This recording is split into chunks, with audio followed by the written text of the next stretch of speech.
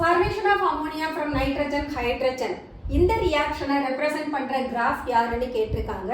ரியாக்ஷனை பார்க்குற போது we have to compare the number of moles of reactant first of all. Nitrogen 1 mole இருக்கு, hydrogen 3 moles இருக்கு. அப்ப ஹைட்ரஜனோட கான்சென்ட்ரேஷன் தான் நைட்ரஜனை விட அதிகமா இருக்கும். அண்ட் அமோனியா பார்த்தோம்னா தட் இஸ் த ப்ராடக்ட். அது before the commencement of reaction 0 கான்சென்ட்ரேஷன்ல இருக்கும். அப்ப அமோனியா அதனுடைய கான்சென்ட்ரேஷன் 0ல இருந்து ஸ்டார்ட் ஆகணும். நைட்ரஜனும் ஹைட்ரஜனும் அதனுடைய கிவன் கான்சென்ட்ரேஷன்ல இருந்து டிசெண்ட் ஆகணும். அதாவது concentration of reactant decreases, concentration of product increases. இதுதான் concept. But number of moles வச்சு பார்க்குற போது ஹைட்ரஜன் ஹையஸ்ட் நம்பர் ஆஃப் மோல்ஸா இருக்கு நைட்ரஜனை விட. அப்ப ஹைட்ரஜனோட கர்வ் நைட்ரஜன் கர்வுக்கும் மேல இருக்கணும். சோ இத பேஸ் பண்ணி பார்த்தோம்னா the graph A represents the formation of ammonia. So the correct option is A.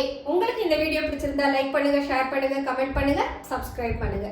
Thank you.